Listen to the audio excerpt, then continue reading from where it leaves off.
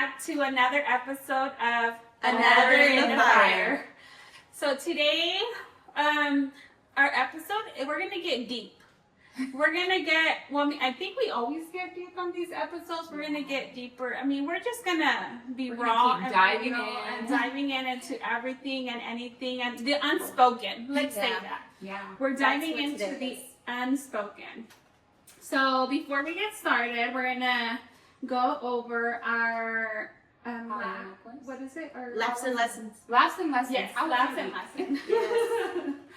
Who wants to start? I can. I want, because we're talking about unspoken today, so let's just open this can. So this week I actually had an incident, and I hadn't even really pointed it out to my friends, so this is the first time they're gonna see it. But I was cooking the other day, and y'all know when grease gets too hot and things start popping. So I had an incident where grease flew all over my arm. I don't know if you could see it, but I have like burns all over my arm. And immediately I like go into like medical mode, and I'm like, okay, not cold water, cool water. Like run it under some cool water. And then I didn't know what to do, so I had to put like aloe vera on it because I was thinking sunburn. So I put aloe vera on it, and it helped. It didn't bubble, it didn't do anything, but it's like really bad. So that was kind of my lesson this week, and I was talking to my husband about it, and I was like, I'm just minding my own business, making dinner for my family, not bothering nobody. I wasn't even bothering any of them, just doing my thing, staying in my lane, and I still managed to get burned. And I was like, isn't that life? So, yeah, not to get too like tense with it, but I was having a conversation, like sometimes we just be minding our own business and we still managed to get burned. So God was really dealing with me behind this. Wow. Right? Well, I'm glad. Deep. I'm glad you're good. I mean, it doesn't look, it looks bad. Yeah. But it's like bubbly, guys. It's not that, I don't think it's going to leave It looks like when you do a curling iron burn. Yeah. Yeah. Like the little crimps are Yeah. Mm-hmm. So yeah, that's how my week is going. So you got a good lesson out of that. Yes. Oh my God, what are you trying to tell her? I know. Can we just find other ways to talk and deal with me, God? You don't have to hurt me. I didn't really have Anything? I don't know. I can't think of anything off the top of my head. It was Okay, well, it's just been a week. Good. It flowed. It flowed. That's good. Getting used to Benny still being gone, and then Abby was gone, so. Where was And now Nico's. Oh, she was down at Grandma's house. Oh, she went over there. Yeah. So yeah, it's just been flowing. Good. Survival mode? That's a good. Yeah, basic. You know what I did do? Oh, here we go. So, because I'm a big girl, I can take care of myself. Uh-huh. I killed a roach. I told Benny, I was so proud of myself. I was like, Benny, but I didn't throw it away. So you have to go. It's still sitting there waiting for you. So he had to call Nicholas to tell Nicholas to throw the roach away because I killed it. Like, man, I was so proud of myself. But yeah, that was my big. Normally, thing, I guys. have spray and just spray it and let it die on its own. It was in my shower. Oh, like I don't a know. water bug. It was big. Yeah, they're water bugs. I was so disgusted. I was like, oh my God, what do I do? I grabbed the toilet plunger and I hit it. And its guts went everywhere. I was so disgusted, but I was so proud of myself that I killed that roach. Hey, with the plunger, I am woman. I should have took a picture. But I felt independent.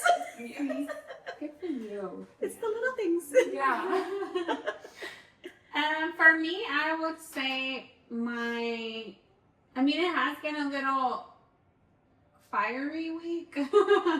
Our second Otis had surgery this past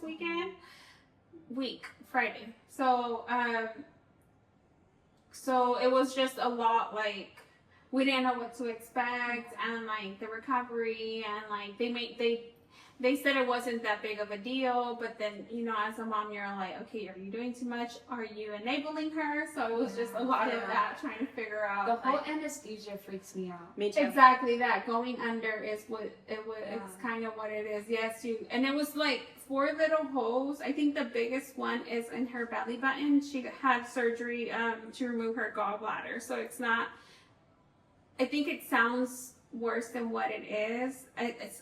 This procedure happens, a lot of people go through it, and I just didn't know of somebody so young. But don't eat Takis, don't eat hot Cheetos, don't eat none of that, because that's what will happen. So Miss Salsa Queen. I was like, yeah, you can. How does that work in your family?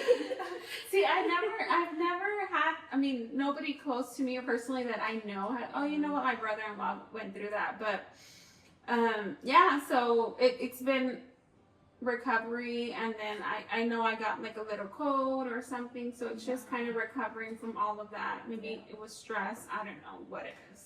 Yeah. But I think my week has been a little fiery, I would say, just to kind of getting over all of this and everybody recovering. There's like a lot going on. Yeah. But I think one of my highs or something good is that my kids are going to a conference this weekend. This week, midweek. Yeah. So they're going to a conference. So I'm excited for them. Which she's also going. The one, my daughter that had the surgery, and this is her first year going. My oldest is going as well, but she's been. Yeah. But the 15-year-old hasn't. So I really praying for them and praying for God to speak to her. I don't know. I'm just excited for them. I heard they're really good. My oldest has said really good things about it, so Yeah. I'm excited for that. But that's it. Yes. All of our kids are going to that. Yeah, literally. Seriously. One of each of our kids, well, 2 of yours. Yeah. One of mine, one of yours. They're all going to this. It's like a I didn't youth even realize conference. that. Yeah. It's this week, so it's just. And they're going together. Yeah. Oh yeah, they're playing this whole thing. So.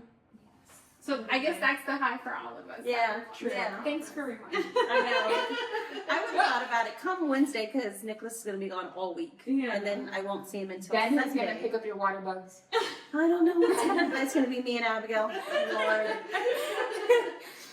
Okay, so going back into our lesson today, or our topic today. Today we're going to talk about something that it's not really spoken. It's not, nobody likes to talk about it. It's a sensitive subject. It's, and on social media, we like to share all our good, that's why we say that social media You want is, people to see the best Yeah. side of you. and we we always want to share. Yeah, and we always say social media is a lie, because you never post. You don't post all of the nitty gritty. Yeah. So, let's talk about what we don't post. What we don't post. Let's talk about the insecurities, the anxiety, the fear, the struggles, or all of that.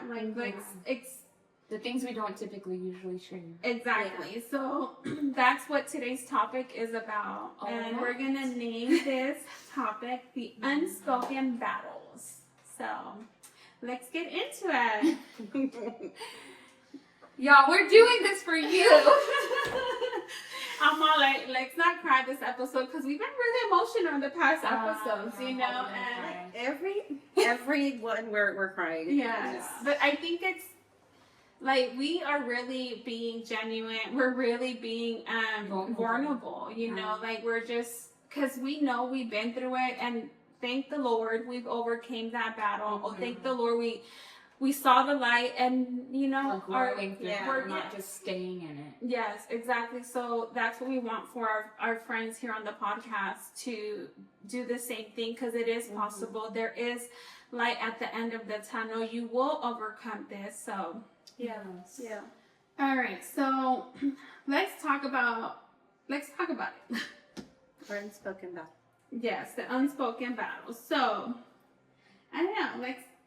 Can you, Benji? I was like, don't talk to me first.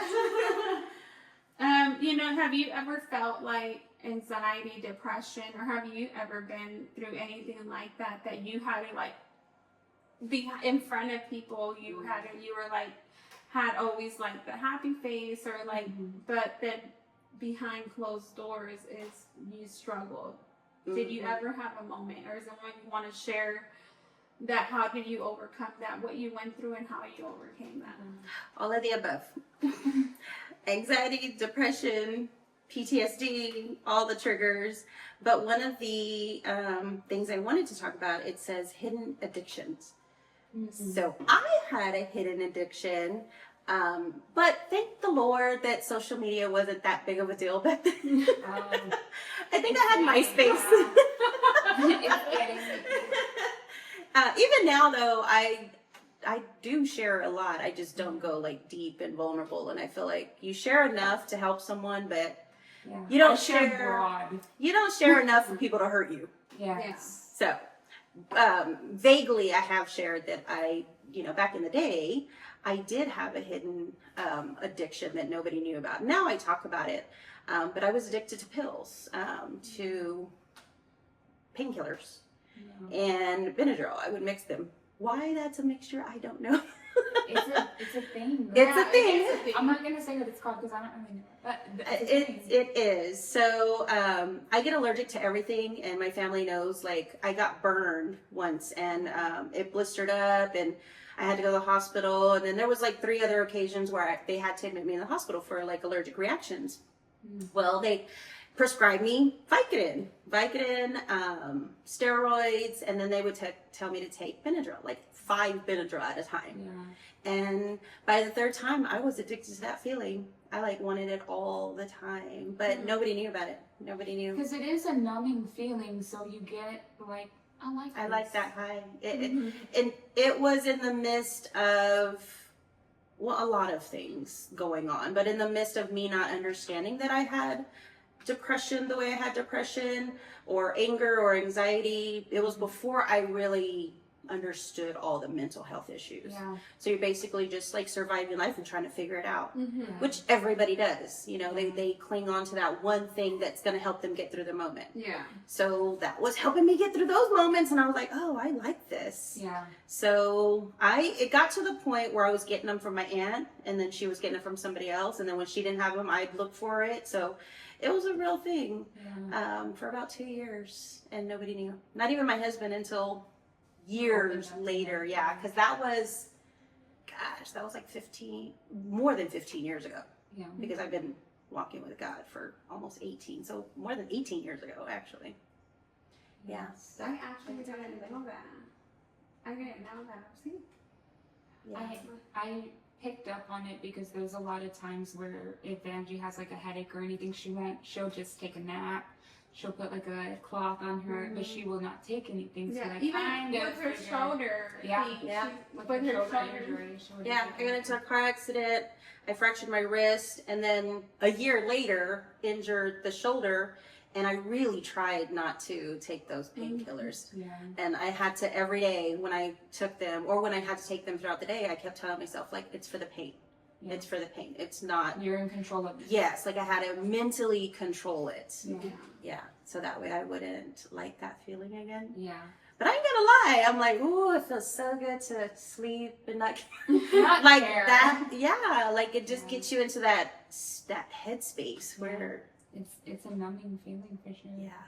So on some kind of level, I can understand addicts, and I think that's why I was so easy on my dad, to a certain degree. I was easy on him, and I understood like this is an addiction. He can't control it or fight it, and so I can relate to people. He really thinks like in an addict, you really think like I'm in control of this. It's not a problem. And you're not. And before you know it, you're looking for it like, it's really not anything. And I have no idea how I stopped. I don't remember that part. Wow. I just went from that to drinking. I replaced one thing with the other. I do think that you said something important, and not to get like completely off topic, but I want to acknowledge what you said. You said that you opened up to your husband about it. Whether if it was later on or during it, I think it's important to talk to people that you trust. Talk to your spouse. Yeah. Talk to somebody. You can't hold this in even after you've healed and moved forward. You can't carry this. So it felt like a secret. Yeah. Still, you have to after being- release yeah. yourself of that burden. Yeah. And so all the different things we're going to be talking about today, just keep that in mind, that it is okay to talk to people that you can trust. Yeah. Because that is not, that will allow the enemy to definitely keep a hold and a grasp on you. Like, oh, nobody knows you did this. Nobody knows you went through that. Like, find somebody that you're comfortable with to share things so that you can release yourself of those. Yeah.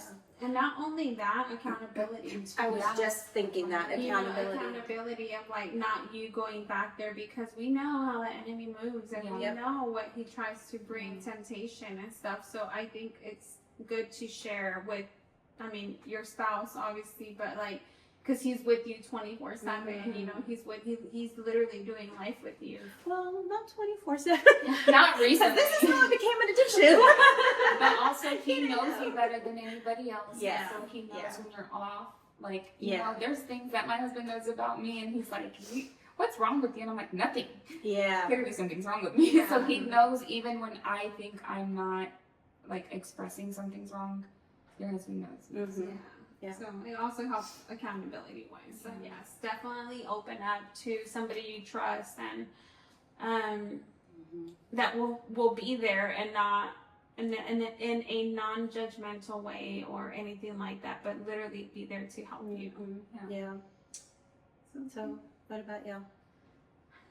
I think as I'm reading through this, I'm just what a struggle. You know what? If I can be honest, in my household, I grew up very Mexican household, and we hid a lot of this. Like, we weren't taught. I recently started developing, knowing the knowledge, getting the knowledge of what anxiety was, of like, I was just like, whatever, that's not real. Depression. No, we never. It's I so never normal. Grew up thinking that was a thing. So this is really all new to me, and now I'm identifying it. Like, what was that? Like, why was I feeling that way? You know, like, and as now that I have the knowledge of it, I go back and I'm thinking like, I know this time that I was always hiding something was, I was in depression. I was in a deep depression, and I was always in my family hiding that I was this, yes, they see me as the strong, independent woman, the independent woman or that can handle everything. But at the end in my apartment, I was literally just drinking my life away,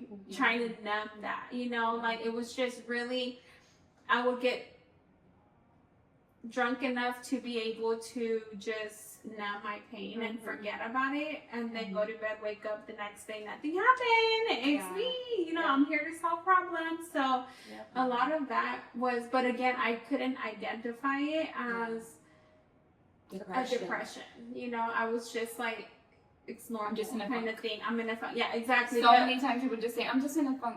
No, you're not, because it's not normal for you to do it every weekend, like or every day, you know. Like I was doing it every weekend or every time I felt like down, or when I didn't have my girls, because I didn't have them every weekend. So every time it was just like a constant thing: go drop off the girls, go say hi to my parents, go home and just numb myself. And then the next day I will get back up and go visit my parents, and everybody thought I was just superwoman, that I can do everything. But it's like that unspoken battle that I was going through. I wasn't, again, I grew up in a household that we didn't know we didn't talk about feelings, you know. It was just like, it was. And there's such a stigma with Hispanic families that it's not a thing. You don't have depression. Get over it. Go to work. You don't have enough. Sick, you don't have enough on your plate because you should not be feeling that way. Yes. You need a third job.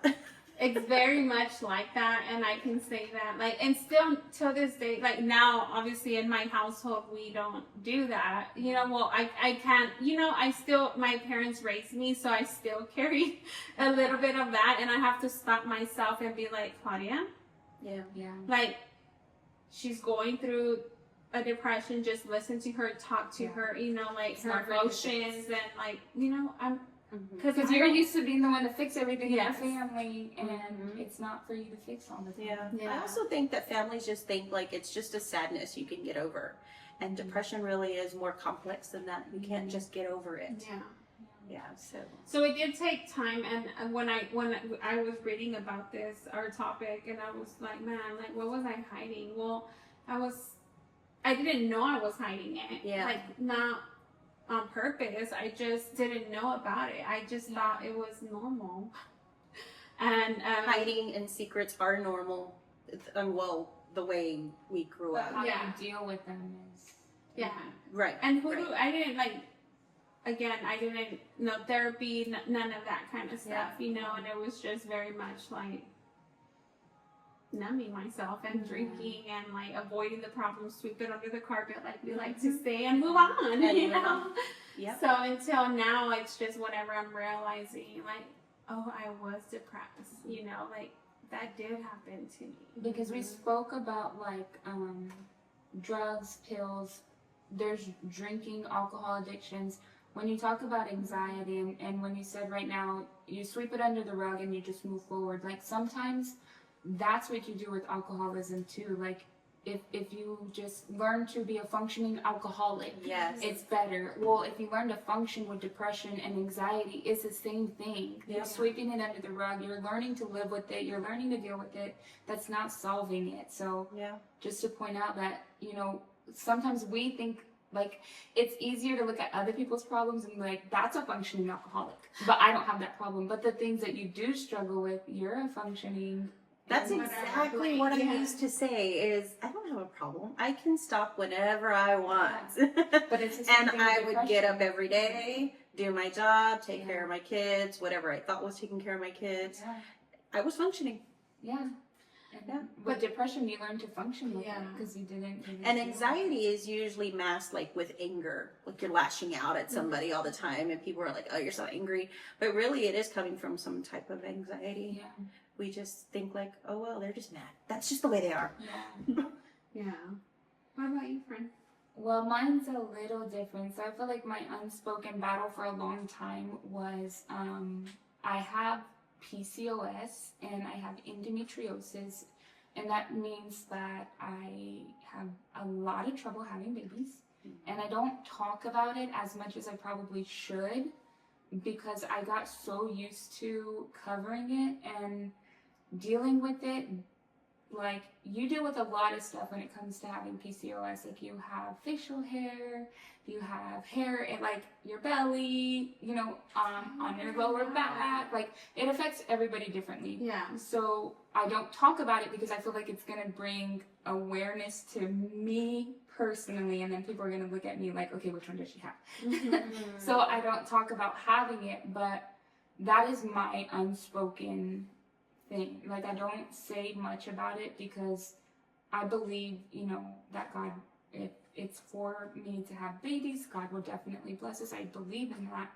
But when we talk about things that we don't talk about, we don't post, that is a big one for me because I struggled with it for so long. And I've shared here about, I've had surgeries, I tried, so many different things to try to conceive. But I think the part that I didn't talk about the most was the seeing negative pregnancy tests. The getting a positive pregnancy test and then a few weeks later having a heavy period and you know what's happening so you don't even go to the doctor. Like, that was my unposted life that I was dealing with and still deal with. Like, I love babies. I love baby showers. I love, like, your daughter, her birthday party, we go all out for the babies. But there's still a little part of you that hurts. Like, when I went through, I had an ectopic pregnancy. Again, don't talk about it. Mm-hmm. It ruptured my whole fallopian tube, so I don't have it. And when I was in the hospital, I had friends and family that were pregnant, and I had to be happy for them. So I didn't show that I was hurting. I didn't show, I still had to get up. I had to go to the baby showers. I had to buy gifts. I had to help decorate. Not had to, I wanted to. Yeah. But that was my unspoken struggle was, how do I allow myself to hurt and be sad, but not have guilt of like, well, I can't not be happy for my friends or my family. Like, so when we talk about things that we deal with in the dark, so to say, that is still a big one for me. Yeah, because typically you're not going to post, I'm really not that happy going to everyone else's birthday party. Yeah. I still struggle with baby showers. I love going to baby showers, but I still struggle with it. Yeah. So, yeah. See, this is like the lack of knowledge because I didn't know a lot of it. Like I've heard it, but I guess since I'm not going through it, I didn't know that, and I'm proud of you sharing that because there's a lot of women out there that probably that's their unspoken, unspoken struggle, or the non-post thing or stuff that they're going through that they feel like they have nobody. Like there's this inner sadness. Yeah, like, I don't want to be a Debbie Downer, so I'm not going to post it. Yeah. But it is something that I'm dealing with, like, Yeah. and it's not just babies. Like, as women, we go through a lot of different stages in our life. It's whether it's getting married, whether it's having babies, whether it's finding a career, whatever it is that you're struggling with that other people are like, when are you going to get married? Yeah, and you're trying to be happy for others and you're struggling with that. Like, man, I don't know if I want to get married. Why haven't I found the right one? Like, it's hard to have that as well as like, oh, I don't know, whenever God has plans. Like, and people really don't share that part where maybe they really are pissed off at that. And who are they going to say that to without thinking that somebody's going to look at them and say like, wow, how are you not happy for others? And that's selfish. Yeah, I can see that. So moving on to another segment, why do we think that we hide this? Like, why is it unspoken? Why is it hidden? Like, why is it hard to admit it? Like, why do we go through this? I know I said that for me, it was the way I was raised. Like I didn't know I was really hiding it. I was taught I can't do what I don't know. So I was never taught of talking about it. And now that I know about it, now I'm just like, okay, let's talk about this. But in my case, like what I shared that I was numbing my pain away, it was because I didn't know anything better. I didn't know that. I don't think I was hiding it on purpose or I was ashamed of it or anything like that. I couldn't admit it. I didn't know I was having a problem. Yeah. Now that I know, I'm like, oh, I did have a problem, and now like this is why I opened it up, because I know sometimes it's hard for us to identify that it is an issue, and especially if you never were raised that way. So for me, I would say, why do we hide it? It's because I didn't know any better. Now I feel like I'm surrounded with good friends and family that I can open up to, and it goes back to accountability and be like, hey, this is what I'm going through, like, and you're in a space where you're around people who have learned the same thing. Where it's okay to talk about it. There's no judgment. We all went through something. All the deeper conversations that actually bond relationships. That's important, because you always say, you are who you surround yourself with, or it's important. It really is, because if you're in a circle that they don't talk deep talks and they judge each other or compete with each other or whatever the case, you're not going to want to open up. You're going to keep hiding those things. No, and I'm so thankful for that women's group, because now I'm in a space where I like not only myself open up, because I'm there opening up to like other women, and I'm all like, hey, this is what I've learned this is what I've learned, and this is what I suggest you doing because it helped me. Like, well, why don't you try it? But again, it goes back to we can't do what we don't know. Yeah, You know, like learning so. how to strip away all that shame that comes with it. Yeah, because Yeah. that's what social media does to us, you know, bring shame or like criticism. And not only social media, the world, Yes. people that are not for you, you know, stuff like that. So that's something that I feel like that's why I hid it, because I didn't know otherwise. And I do see that a lot of people are starting to open up more and more on social media, at least the people that I follow. yeah. Like they're getting more comfortable. These things are not so stigmatized. We are living in a world wanna where make we're it more more. open. We can talk about things more. But I also see where if we don't, it's because they still feel like judged in their own circle. Like they don't want their people to find out. But then are they your people? Or family members. You know, a lot of the things that we don't talk about is because our family members follow us on social media. Maybe that's not something you've already disclosed to them. For me, I was just flat out in denial. Yeah. I'm like, I didn't have a I problem. do not have a problem. I am not angry. And if you tell me that one more time, I'm going to punch you. But she's not angry. But I'm not angry. You're angry. I was flat out in denial in all my 20s. I don't know what the heck. Stubborn is not even the word. But growing up in that environment, I kept telling myself, no, you're not like them. Yeah. No, you're not like them. No, you're not like them. Until I had to realize, damn, I'm just like them. Yeah.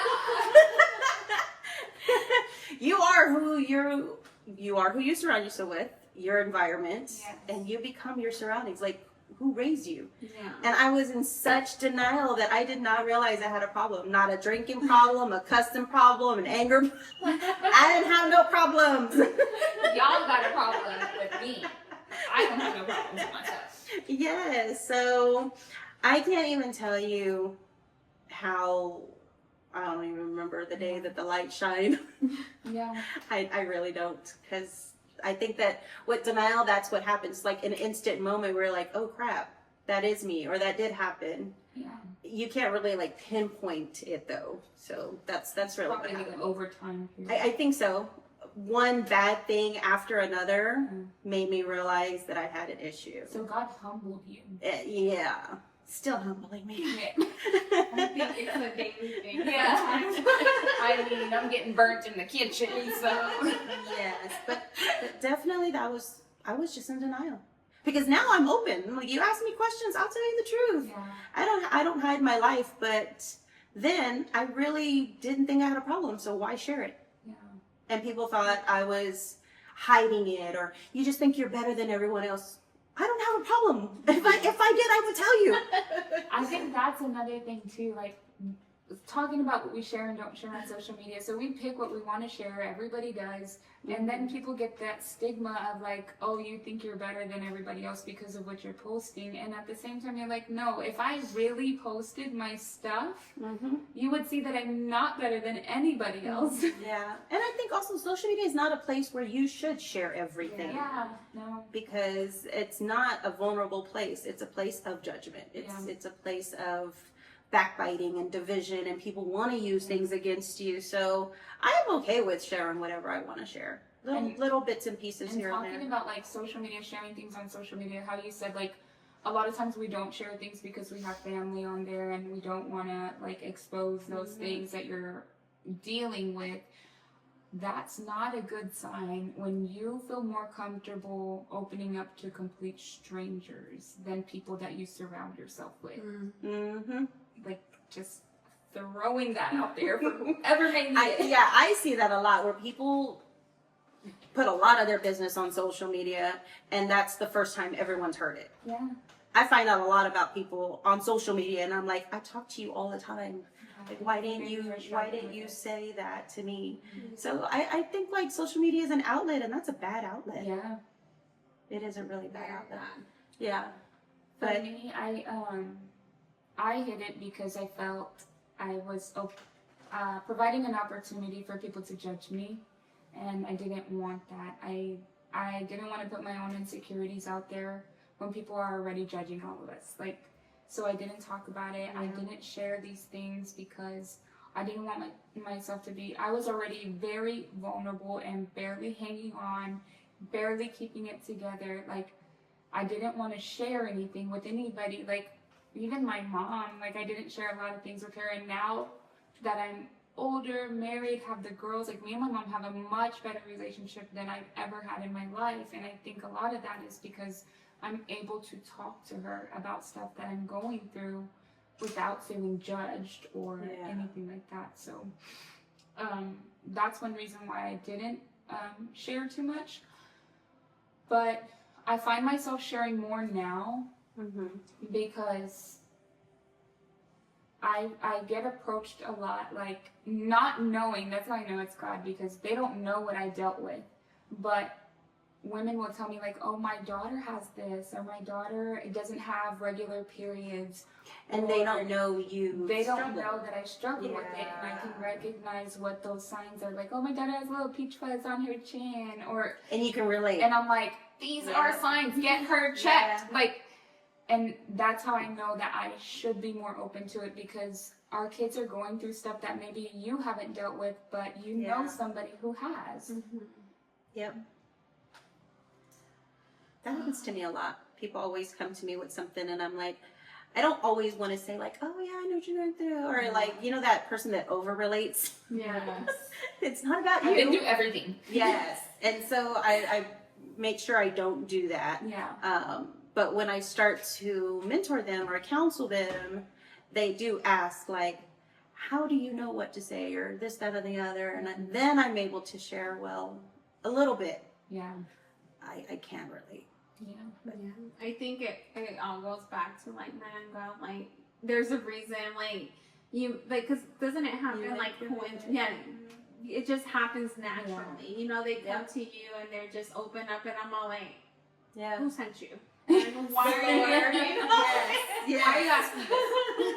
And why are you coming directly to me when there's more people? You know, like, and I do believe those are, like, God knows who He's putting in your life. And I always say there's a reason and a purpose why somebody comes into your life, you know, either to teach you a lesson, for you to help them with whatever they're going, something. There's always a reason and a purpose, and I'm always like that. So, moving on from all of this, it's just, not all of this, but how did we get out of it? You know, how did we heal from it? Or, you know, like I spoke about, like, I didn't know I was going through it, you know, but I did go through it.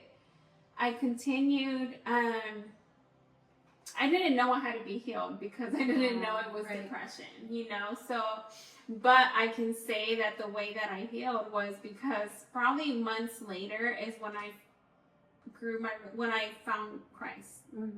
That's whenever I knew that I was numbing this pain instead of healing it.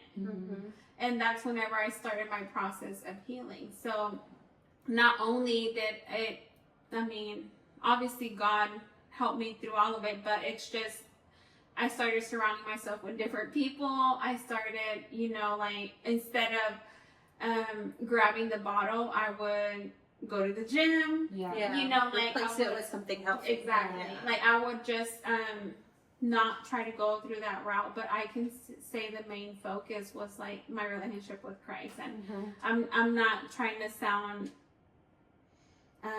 religious or super spiritual. But that's truly, like, whenever I came to Christ and whenever I started going to Sunday service more frequently, I was just like, man, that's me. I even thought the first time I went to church that pastor knew about me. Like, knew exactly. Like, how do they know my business? Who told them my business? Like, I was so confused, but this was me being a baby Christian. Like, I like to, we call them, or they call them, or not baby, I don't want it to sound offensive or anything like that, but when like they're new to having a relationship with Christ, it's just, I was learning. I didn't know anything about it, you know, so, but then whenever I started replacing it with, like, working out, I would work out in the morning at 4 a.m. and then I'll go and I was bored and I didn't have anything to do and I wasn't leaving room for the enemy. And again, I was isolated from friends. I have let go of my friends that were taking me that route. And I was bored, and I'm all like, I should just drink a bottle, like I should just drink. No, but then I switched it around, and I was just like, no, I'm gonna go to the gym. Yeah. And I think that's when I lost the most weight. Because I'm there like all the time. I was really trying, and 3 times a day.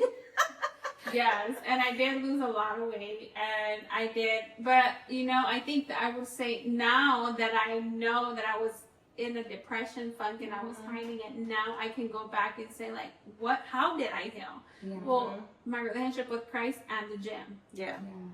And now instead of going that route of like numbing my pain or numbing whatever issue, now I know I can be vocal, and then the gym. I continue with the gym. It still helps me because yes, it's I think life is lifing, and it happens. Like, yes, I probably don't go to the alcohol, but I still go through challenges till this day. Like, we are a blended family. We have like blended family issues. Yeah. I do have a full-time job, so it's like my work issues. My husband does own a business, so then we have that, like it's every day. I feel like we never stop going, like, battling, we're always at battle. Challenges. Yes, challenges. Yeah, we always have challenges, and instead of going at the unhealthy way, now I know I have the tools that has helped me in my past that I can apply. Yeah. When you said like you replaced it with something different, something more healthier for you, I think that's a good point as well, because I had a conversation with a lady, and she was being open and honest and telling me that she was struggling with smoking. And so instead of smoking, she started eating mints. And it's that hand-to-mouth addiction. You're really not addicted to what you think you are. You're just addicted to habits. So when you replace that habit with something else, something better, that's also something to keep in mind. Like, sometimes it's a habit that you have that you need to change. Like, I know a lot of people that try to quit smoking, they end up eating like sunflower seeds, like crazy, because they're hand to mouth. In their mouth. Yeah, they have an addiction and they're used to doing this. So I think that's a good point too. That is a good point. I think that was my healing process, and I would, now that I know, I'm able to identify it. That's what my healing process was. Yeah. Mine was just being honest. Let me just say this. Let me see here. I've always been honest. Honest with yourself. Honest with myself, yes, because I didn't have a problem being honest with other people about themselves. That was never an issue. Honest with myself, yes. Yeah. Because coming out of denial, I had to accept that I had an issue. I had a problem. So being honest with myself first, and then being able to be honest with others around me, like that. And I don't have a problem saying, like, I can't take that. I used to be addicted, or I can't, or drinking alcohol. I don't drink alcohol. No, I was never a beer drinker, but drinking alcohol, like, I can't even take a sip because it was something I struggled with. Yeah. So admitting that, being honest with myself and admitting I struggled with these things was the first step for me, was being honest with myself. Yeah. And being honest with others never been a problem. So that came naturally. True. But you can't heal what you don't acknowledge. Yeah. And I had to acknowledge it. That's good. Yeah, that's good. My healing process was I had to stop focusing on what was not in my favor, what was not working for me, and just completely shift my focus, like trusting God. Like, okay, if that's what you have for me, it's gonna happen your way, not mine, your terms, not mine. Like, I had to completely, like, I'm driving myself crazy. I cannot think about this all the time. I can't take a test every month.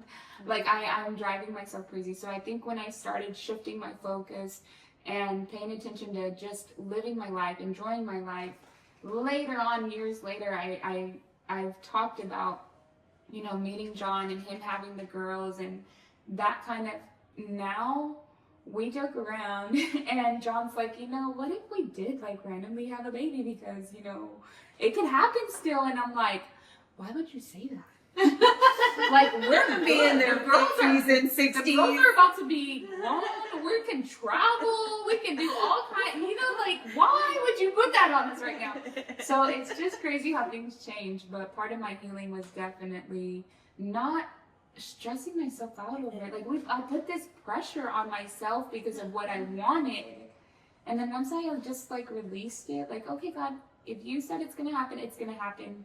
I give it to you. So acceptance. Yeah. You had to accept it. I had to accept it. And then now that we have the girls, I can't even see myself being a mom to An infant and a anybody else toddler. but the girls. Could Yeah. you imagine? Oh, we would have so much more blended issues. Because Layla's the baby. Like, yeah, no. No. That would be hilarious, watching y'all run around We chasing don't a have toddler. it. No. Yeah. No. I know sometimes my husband's all like, what if we have another one? I'm all like, you are crazy. Evelyn's about to start school. And we're like, no. I'm good. And for me, like, that's like, I don't know how to say, not like a reality check, but when you pray for something for so long and then you come and allow God to do what God was meant to do in your life the whole time, you're like, wow, I was praying for it the whole wrong way. Like, That's good. just accepting what God has for you instead of the way that you think, trying to manipulate it the way that I think it's supposed to happen, trying to do all this stuff. Like, just let God move in your life. And, So good. Yeah. and everything's so good with them, like Yeah. how it was supposed to be. Yeah. Instead of missing the mark, like Yeah. becoming a mom and not realizing you're a mom Yeah. and enjoying being a mom versus being angry that it didn't happen the way you want it to Yeah. happen. Or even, I don't want to offend anybody, but if I didn't allow that to happen, and if I did, getting married and him having the girls and me still being stuck on having a baby, how miserable I would make myself, my husband, the girls. Like, if that was still such a, like, no, I have to have my own baby. Like, Yeah. Yeah, that's what I mean. Like, you would miss the moment of Yeah. being a mom yeah. because you thought it was supposed to happen differently. Yeah, and so headstrong on it Yeah. happening that way. Yeah.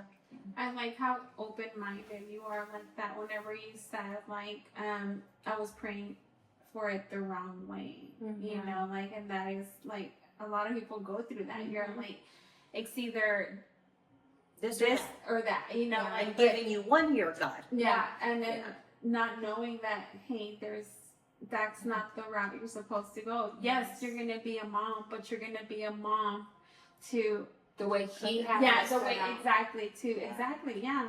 Not you're not gonna not according to my plans. yes, Mhm. and it's difficult. Mhm. Yeah. Mhm. You know, and sometimes in life, and anything, like we're just here talking about what we're opening up, and we're just talking about us, but if you're going through something, I would encourage you to find somebody that really has your best interest, somebody that really that you will be able to, somebody that will hold you accountable. That is very important. Accountability, and Yeah. somebody you can talk to, and be able to identify the problem, because we try to hide it in or try to like Deal with it ourselves. yeah, exactly, and then We're only hurting ourselves. how much time, how many times have we seen that people harm themselves, people do stuff, like, Mhm. and because they didn't have that person, like, so, or they didn't bring, I don't know, they didn't talk about it, or they didn't, like, or they get lost. Yeah. Or they don't take the steps to realize they're in denial, like me, Yeah. or they can't accept something like Casey, Yeah. or acknowledge something that was a problem like you. We just stay stuck in that same old pattern of I'm okay. I'll be Yeah. okay. I can handle it. And numb feeling comes from And wanting just the shame. Yeah. Well, I don't want anyone to know because they're gonna think they're bad gonna about judge me. They're gonna Yeah. they're gonna judge me. Yeah. Have you guys ever caught yourself now, like doing it slipping back in? Like when I say that, not particularly that problem, like the pills that you were mentioning, but sometimes, right now, or probably here more recently, not right now, but like I'll be like, oh, everything's fine, but Like hiding. still continue. Yeah. Hiding I think it. to a certain degree I do, because I know that not everybody's for me. yeah. And I know how to handle things and who I can talk to, and I don't overshare before I need to Yeah. share. Mhm. So that was a lesson I had to learn the hard way. Yeah. It's okay to hide it from people you don't want to know. Yeah. You don't need the world to know your Yeah. business or your struggles anyway. I wouldn't post everything on social media the way others do, because it just makes that problem, how do you say it? It glamorizes the problems. Yeah. And then you have people telling you it's not a problem when it is, right? So I think when you find someone you can trust and be honest with, keep it to them. Yeah. Not everybody has to know your business. Mhm. I do find myself slipping back into that in a way because, like, I find myself trying to, like, I look at the girls and I'm like, Lisette looks just like her dad. And Layla, I feel like she looks just like her mom, even though she's going to kill me for saying that. She's like, no, I look like me. Oh, the But kids that's always. so Yeah, I look like myself. But I do find myself wondering, like, what would my kid look like? So I think that falls into, like, falling Yeah. back Mhm. into, like, feeling sorry for myself, wondering, like, going mentally back down that Yeah. path or whatever. But You can accept it, but it still hurts. it still hurts. Yeah. Like, a few weeks ago there was a thing on social media where you put two pictures together and it shows you what your baby would look like. And I found myself doing that just because I want to know. Yeah. Like, I'm not like, oh, I just want this to happen no matter what. Like, I just curious. Like, Yeah. I just want to know, like, Yeah. what would my baby look like? So I do things like that to go back down that route. Yeah. Oh. But you're strong enough, and I now know. you're strong, and you're able to, like, Yeah. like this. But I mean, not in saying like downsizing it or Yeah. Minimize it. yeah, Not to exactly. minimize it. Yeah. Not doing that, but like it's Yeah. normal. It's okay to be And I curious do about find myself saying things like about the girls, like I always, y'all probably heard me, my husband hears me like every day. I'm like, I swear I could have birthed them, because they have moments where they act. I'm like, I swear you share my genes, because we have the same, like, different moments where they do things. I'm like, God, that's just like myself. Like, yeah. so I do see myself in them, even though we've only been together a couple of years. Like, but again, that's just my own little happy place of I am making my thumbprint on them. So, But God knew what He was doing, because, like you said, yeah. He birthed you. Well, He knew. Yeah. He's like, you're gonna know how to be with them because they're gonna be kind of like you. Yeah. But at the end of the day, I mean, going back to, I guess Erica's probably going to be tired of me hearing this. Your circle matters, okay? We should make sure it's Your circle matters. circle matters. It's just going to be a circle. Yeah. If you don't hear the podcast, you don't know what it means. Yeah, if you know, you know. So, for any of our friends out there, just know that if you're going through it, or if you have an unspoken battle or something that you're hiding, like, it's normal. We do go through this stuff, but it's not normal to keep it in. It's not normal to not acknowledge it. It's not normal to try to hide it. That's what's not normal, and I would always say talk to God, but or talk to somebody, let somebody know if you're struggling, if you're, hey, you're feeling depressed, let somebody know, somebody that can be able to speak life into you, somebody that will be able to encourage you and just get you out of that funk, because sometimes we just need to, vent it out and get out and like, hey, snap out of it. Yeah. Give me snap of fingers and just tell me snap out of it. You're gonna be fine. You've been through worse. Yeah. Move on. You know, So, and yes, that works for some people, but some other people need the whole process of hold my hand, hug me, So find baby me a your little bit. people. Yeah. Everyone heals differently. Yeah. okay, yes. I am definitely like Claudia, like just tell me and be straightforward. Don't sugarcoat it. Don't walk on eggshells. I'm a hand holder. Because if you don't tell me straight up, I'm gonna be like, no, you're wrong. Well, I don't need my hand held. Let me correct. I don't need I'm a hand holder. Yes, everyone's different. Yes, very much. See, this is why this is why I say this because yes, I am a type of person like Claudia. Snap out of it. each You other. know, yes, exactly. So it's just snap out of it. But yes, there's people that do need to be like, okay, you need to work on this. You need to acknowledge this. You need, you know, This is how you get there. Yes. This is laid And that's out okay for too. you. Yes, Yeah. and that is totally fine. Again, going back, when I say that, it's going back to the way I was raised. We didn't talk about this, okay? So Honestly, for me, I think I've been both. Like through sin and addiction, you got to tell me straight up. I know you're doing this. Cut it out. It ain't a secret. I see you. You know that. But if it's healing, I need somebody to be a little bit more gentle with me because I'm vulnerable. Like, hold on, the wound is open. It's bleeding. There, you know, you can see the meat. Rip the Band-Aid off. Yeah. So I think there's a twofold Yeah, here. that's true. Maybe not, Guys, Claudia. this is just proof that we don't go over anything. We share. Maybe not, Claudia. Because Claudia's face is like, She's like, no. Tell it to me black and white. Again, it goes back to the way How you I were was brought up. raised. Yeah, how I was brought up, the way I was raised. We're And still this bringing is all the just- feelings out of you. What's funny is we're so close and we're so Opposites. opposite. She makes me strong. And I'm like slowly like bringing up Making the her soft vulnerable. side. Come on. And that is like very accurate. That is so accurate. I'm just here for the show. I'm like, Watching this is fun. I'm like, friend. I'm like, I don't get it, but okay. I don't know how many times, like, but friend. The soft voice comes out.